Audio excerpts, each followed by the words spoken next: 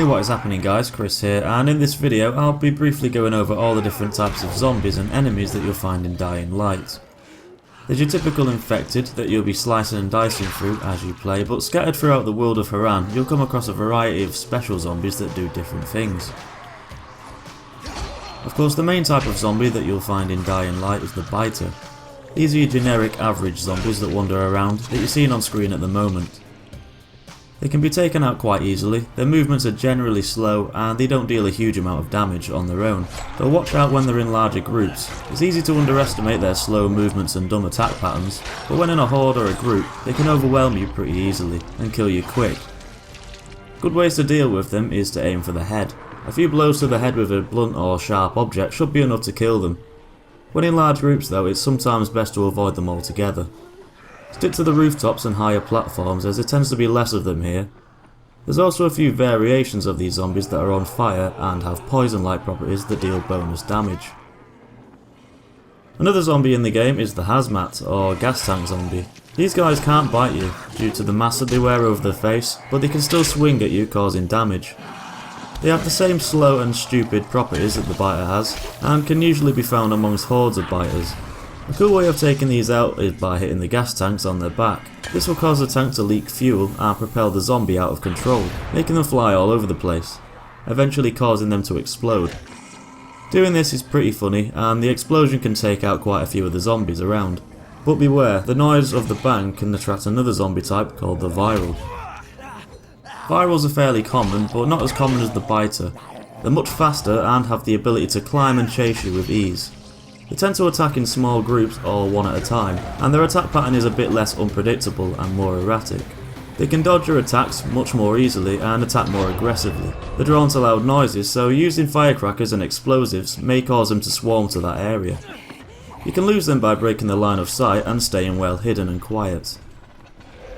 You'll come across another, larger type of zombie called the goon. These zombies wield a big sledgehammer-like weapon, usually a concrete rebar, and they swing it downwards at you, smashing the ground. The goon is quite slow but very powerful, and being hit by one of their attacks can force you backwards, knocking you onto the floor for a few moments, leaving you vulnerable. You can take them out by jumping in and hitting them with your weapon whilst they're preparing themselves to swing at you again, by dodging backwards or sideways to avoid their attacks. You could also kill them with molotovs, guns and throwing weapons, or just avoid them altogether, as they usually can withstand quite a lot of damage. They can also kill other types of infected with their attacks, and if you convince them to slam their weapon onto a high explosive propane tank, yep, they're going to go out with a bang. There's a zombie in Dying Light that explodes, dealing lethal amounts of damage when close by. These guys are called bombers. They'll often jog towards you and blow up when they get near you. It's definitely best to run away from these, scaling buildings if you can, as they can't climb. You can also throw objects at them or shoot them. The only way to take them out safely is from a distance, as the explosion is enough to kill you instantly at close ranges. When they do explode, they'll often attract any nearby virals to the area, so it's best not to hang around too long when they do die. Another zombie in the game is the toad. These are your long-range damage dealing enemies that fire acidic phlegm at you, which corrode away your health, when hit for a short time. The acid also causes your screen to blur, making it harder to see.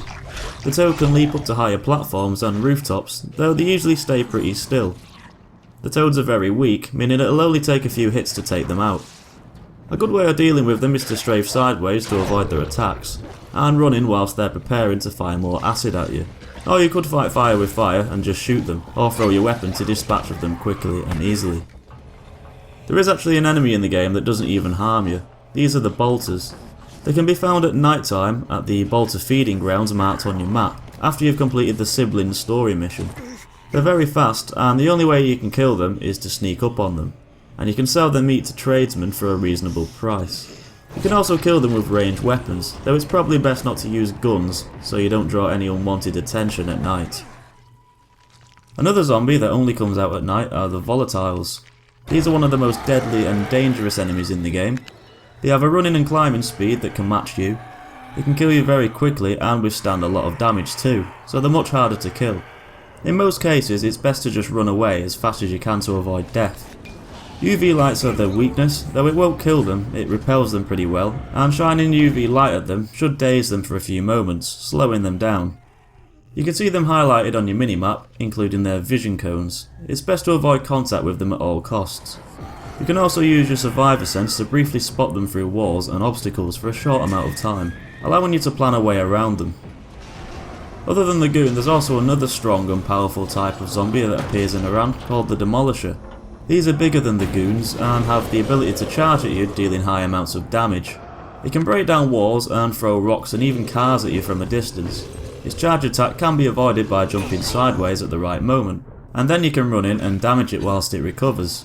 The Demolisher is wearing riot armour, and this will break off and fall off over time, the more he bashes into things, so a good tactic is to simply avoid his attacks and wait until he's vulnerable. And when his armour has fallen off, run in and attack him with your melee weapons whilst he's dazed. Also, when he charges, he can also kill other infected that get in his way. There's also zombie children in Dying Light called Screamers. These are normally found indoors crying. When the player gets close to them though, they'll scream, disorienting the player, dealing damage also, and they'll also attract other zombies and virals to the area. If the screamer starts to screech, you can shut it up by going over and pressing the action button, or you could also take care of it by using explosives or ranged weapons from a distance. Now, although that's pretty much all the zombies you'll come across in Dying Light single player, there's also another zombie that you can only see and actually control in multiplayer. This one's called the Night Hunter.